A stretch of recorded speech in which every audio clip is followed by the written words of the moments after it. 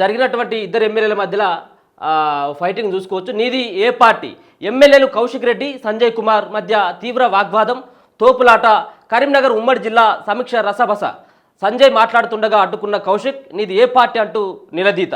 రాజీనామా చేసి గెలవాలని సవాల్, నువ్వే పార్టీ నుంచి వచ్చావన్న సంజయ్. నిజంగా కూడా పాడి కౌశిక్ రెడ్డి ఖచ్చితంగా నోరు అదుపులో పెట్టుకోవాల్సినటువంటి అవసరం ఉంటుంది. ఇలా ఏదో కాంగ్రెస్ పార్టీలో వీళ్ళ నాయన, వీళ్ళ తాత, ఈయన పనిచేసినట్టుగా మాట్లాడుతూ ఉన్నాడు. మొన్నటి వరకు ఏమో వైసీపీ పార్టీలో ఉండేది. వైసీపీ పార్టీ నుంచి వైసీపీ పార్టీలో జగన్మోహన్ రెడ్డి అప్పుడు వచ్చినప్పుడు ఇది ఉద్యమం సమయంలో ఉద్యమకారుల మీదకి రాళ్ళు రువ్వేడు. దాని తర్వాత కాంగ్రెస్ పార్టీ, ఇప్పుడేమో బీఆర్ఎస్ పార్టీ. రేపు ఏ పార్టీలు ఉంటాడో తెలియదు. ఇలా పార్టీ మారినటువంటి ఎవరైతే డాక్టర్ సంజయ్ని ఇష్టం వచ్చినట్టుగా మాట్లాడినటువంటి ఆ పరిస్థితి కనబడతా ఉన్నది. మరి అప్పుడు గతంలో కేసీఆర్ సైతం కూడా 30-36 మంది ఎమ్మెల్యేలని కాంగ్రెస్ పార్టీ నుంచి కూడా లాక్కోవడం జరిగింది. మరి అప్పుడు కాంగ్రెస్ పార్టీకి సంబంధించినటువంటి ఏ ఎమ్మెల్యే వెళ్ళి నీ దగ్గర నీలేగా వాళ్ళకి సంబంధించినటువంటి మైకులు లాక్కోవడం, వాళ్ళ మీదకి దాడికి వెళ్ళేటువంటి ప్రయత్నం ఎక్కడ కూడా చేయలేదు కదా. అరే ఇష్టం వచ్చినట్టుగా ఇది ఒకసారి కాదు ఈ సంఘటన. మరి ఇప్పటికైనా కానీ మరి ప్రభుత్వం ఏమైనా చర్యలు తీసుకుంటుందా లేదనేది కూడా చూడాలి. ఎందుకంటే మితిమీరిపోతూ ఉన్నటువంటి పరిస్థితి కనబడతా ఉన్నది పాడి కౌశిక్ రెడ్డిది. ఒక స్పీకర్ పైకి కాగితాలు చింపి ఆయన మీదికి తల్లుతాడు. గవర్నర్, ఒక మహిళా గవర్నర్ పట్టుకొని ఆమె ఇష్టం వచ్చినట్టుగా ఆమెను మాట్లాడతాడు. ఆయన పేరేం పేరు, గాంధీ, అరకపూడి గాంధీకేమో చీరలు గాజులు ఆయన అట్లా పంపుతాడు. ఇప్పుడేమో ఈ సంఘటన. సో రోజు రోజుకు ఇది మరి ఎమ్మెల్యే అనుకుంటా ఉన్నాడో లేకపోతే వీధి రౌడ్ అనుకుంటా ఉన్నాడో తెలియట్లేదు. నేను చాలాసార్లు చెప్పిన మనిషి ఇట్లా పెరిగింది కానీ ఇక్కడ ఈ మైండ్లో ఏమున్నదో తెలియట్లేదు. అసలే ఇష్టం వచ్చినట్టుగా ఇటువంటి వాళ్ళపైన చర్యలు తీసుకోవాలి. గతంలో అసెంబ్లీలో ఇద్దరు కోమటిరెడ్డి అంటే కొన్ని ఇది అసెంబ్లీలో కొంత ఇబ్బంది ఉందన్నటువంటి ఆలోచనతో అక్కడ కోమటిరెడ్డి వెంకటరెడ్డిని, ఇంకోటి సంపత్ కుమార్ వాళ్ళు మొత్తానికి అసెంబ్లీకి రాకుండా ఏ విధంగా అయితే చేసిందో ఇప్పుడు ఉన్నటువంటి పాడి కౌశిక్ రెడ్డి వ్యవహారంతో ప్రభుత్వం చర్యలు తీసుకోవాల్సినటువంటి అవసరం ఉన్నది. అని ఎవరైనా చూసేటువంటి వాళ్ళు, వచ్చేటువంటి తరం వాళ్ళు కూడా ఎమ్మెల్యే అంటే ఇట్లా రౌడీ యుజం చేయాలి, గుండా యుజం చేయాలని చెప్పేసి వాళ్ళు అనుకునేటట్టుగా ఏంటిది అది అంత ఒక దారుణమైనటువంటి పరిస్థితి. నిజంగా కూడా ఇది ఎవరు కూడా హర్షించదగ్గటువంటి అంశం కాదు.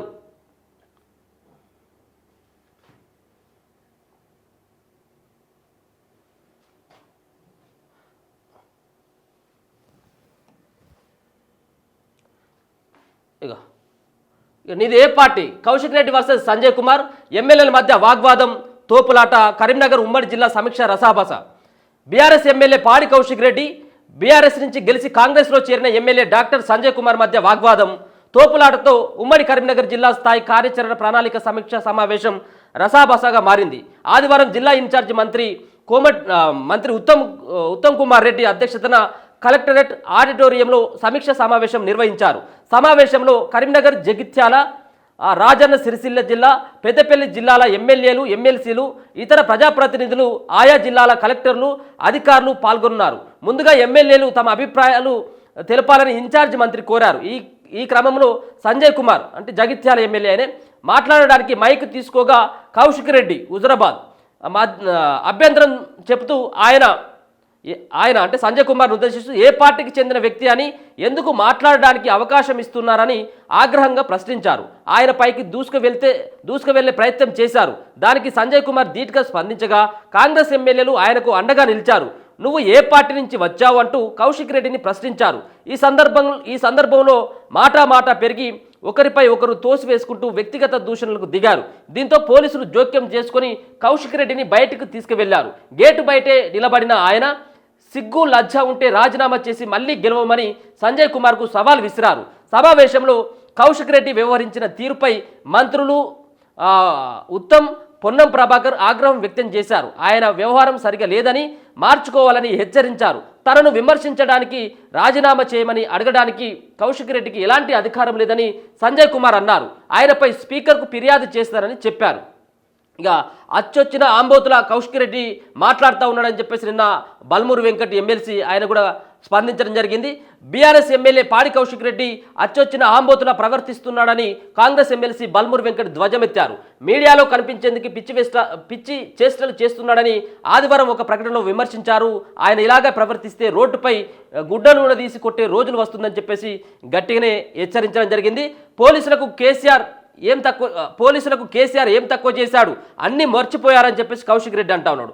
పోలీసులకు కేసీఆర్ ఏం తక్కువ చేశాడు, ఫార్చునర్లు ఇన్నోవాలు ఇచ్చాడు, పోలీస్ స్టేషన్లను ఆధునీకరించాడు, వాళ్ళ తాత సొమ్ము కావచ్చు అని చెప్పేసి ఇచ్చిందని చెప్పేసి ఈయన చెప్తా ఉన్నాడు. ఎక్కడి నుంచి ఇచ్చిండ్రా బాబు అన్ని? మా పైసలే కదా, ప్రజల పైసలు కదా. పోలీసుల కంటే వాళ్ళు ఏమో సంపాదించి ఏదో ఫామ్ హౌస్లో పండించినటువంటి ఆ పంటలతో వచ్చినటువంటి పైసలతో పోలీసులకు ఏదో కొనిచ్చినట్టుగా ఇలా పాడి కౌశిక్ రెడ్డి మాట్లాడుతూ ఉన్నాడు. పోలీసులకు కేసీఆర్ ఏం తక్కువ చేశాడు, ఫార్చునర్లు ఇన్నోవాలు ఇచ్చాడు, పోలీస్ స్టేషన్లను ఆధునీకరించాడు, జీతాలు పెంచాడు, అన్నీ మర్చిపోయారా అని పాడి కౌశిక్ రెడ్డి ప్రశ్నించారు. జిల్లా సమీక్ష సమావేశం మందిరం నుంచి బయటకు వచ్చిన అనంతరం ఆయన విలేకరులతో మాట్లాడారు. 3 ఏళ్ల తర్వాత కేసీఆర్ ముఖ్యమంత్రి కాక తప్పదని, ఎక్స్ట్రాలు చేస్తున్న అధికారులు ఎవరిని కూడా వదిలిపెట్టమని హెచ్చరించారు. పార్టీ మారిన వారు రాజీనామా చేయని వారిని అడుగున అడ్డుకుంటామని చెప్పేసి ఆయన హెచ్చరించడం జరిగింది. ఇది ఒక బ్లాక్మెయిలే కదా, వచ్చిన తర్వాత చూస్తాం, ఏదో మొదటి దానికే దిక్కులేదు కానీ ఇంకో రెండో దానికి ఇంకేదో అయినట్టుగా ఈయన వ్యవహారం అట్లా ఉన్నది. ఇప్పుడు ఉన్నటువంటి ప్రతిపక్ష హోదాలో ప్రతిపక్ష నాయకుడి పాత్ర ఆయన ఇస్తేనే ఆయనకు చేతగాక ఇంట్లో పాడుకున్నాడు, ఫామ్ హౌస్లకి పరిమితం అయిపోయాడు. ఇవాళ మా ముఖ్యమంత్రిగా మళ్ళీ కేసీఆర్ వస్తాడు, లేకపోతే కేటీఆర్ అవుతాడు. ఈ అన్ని తమాషాలు బంద్ చేయాలి.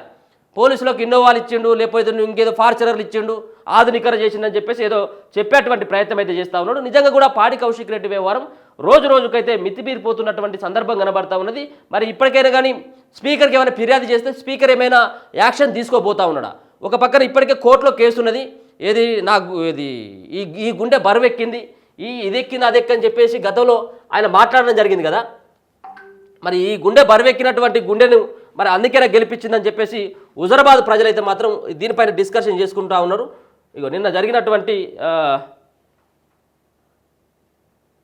ఇదే నిన్న సంబంధించినటువంటి జరిగినటువంటి గొడవ.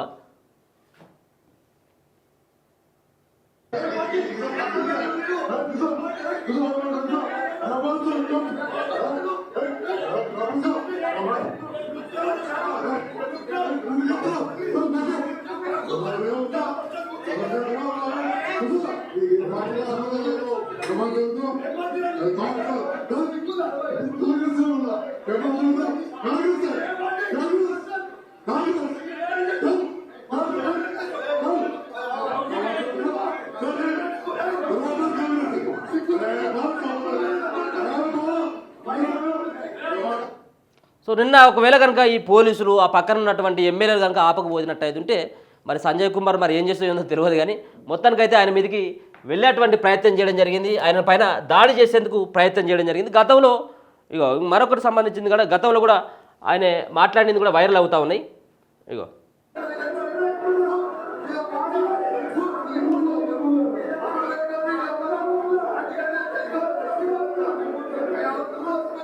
ఇప్పుడేమో ఈయన వ్యవహార శైలి ఏమో ఇట్లా ఉన్నది. గతంలో ఆయన చూసుకున్నట్టయితే అయ్యో పాపం అనిపించేది, కానీ పాపం కాదు. ఈ గుండె బరువెక్కింది అని చెప్పేసి ఆయన గతంలో మాట్లాడినటువంటిది. అందుకే ఈ బరువెక్కిపోయింది. నీకు నిజంగా కూడా ఈ బరువెక్కినటువంటి గుండెని ఎందుకు గెలిపించాలని చెప్పేసి హుజరాబాద్ సంబంధించిన ప్రజలైతే మాత్రం నెత్తి నెవరు కొట్టుకుంటా ఉన్నారు. నువ్వు కనుక హుజరాబాద్లో కనుక ఒంటరిగా తిరిగినట్టయితే నీకు నిజంగా కూడా ప్రజలే బుద్ధి చెప్పేటువంటి అవకాశం కనబడతా ఉంది రోజు రోజుకు. ఎందుకంటే మీడియాలో ఇంతకుముందు బల్మూరి వెంకట్ గారు అన్నట్టుగా కేవలం మీడియాలో కనపడాలి, ఈయనకు ఎక్కువ మీడియా షోకి ఎక్కువ, దేంట్లోనే కానీ నేను వైరల్ కావాలి, నేను కేసీఆర్ తర్వాత కేటీఆర్ తర్వాత నేనే అని చెప్పుకునేటువంటి ప్రయత్నం చేయబోతూ ఉంటాడు. కానీ ఎక్కడ పోయినా కానీ ఇప్పుడు కేసీఆర్ కానీ అలాగే కేటీఆర్ కానీ వీళ్ళిద్దరు కూడా ఈయన దగ్గరికి రానిచ్చేటువంటి పరిస్థితి కనబడట్లేదు. ఈయనపై నిన్న చేసినటువంటి వ్యవహారంతో నిన్న మళ్ళీ ఈయన ఏదో ఇంకా నేను ఎక్కడో పొడిచి వచ్చిందని చెప్పేసి పోయి మళ్ళీ ఇంకా తెలంగాణ భవన్ పోయి ఇంకా ఆయన ప్రెస్ మీట్ పెడతా ఉన్నాడు. సో నిన్న జరిగినటువంటి సంఘటనలో ఇప్పటికే పోలీసులకు సైతం కూడా కాంగ్రెస్ పార్టీకి సంబంధించినటువంటి వ్యక్తులు ఫిర్యాదులు చేయడం జరిగింది. నేరుగా ఇప్పుడున్నటువంటి డాక్టర్ సంజయ్ సైతం కూడా స్పీకర్ని కూడా కలిసి ఆయన కూడా కంప్లైంట్ చేసేటువంటి అవకాశం అయితే కనబడతా ఉంది. ఎందుకంటే ఒక సంబంధించినటువంటి ఎమ్మెల్యే పైన ఈ విధమైనటువంటి ధోరణి కరెక్ట్ కాదు అని చెప్పేసి ఆయన ఫిర్యాదు చేసేటువంటి అవకాశం ఉంటుంది. మరి స్పీకరు ఏ నిర్ణయాన్ని తీసుకుంటాడు అనేది కూడా మనం చూడాల్సినటువంటి పరిస్థితి. సో అది నిన్న జరిగింది కరీంనగర్ జిల్లాలో.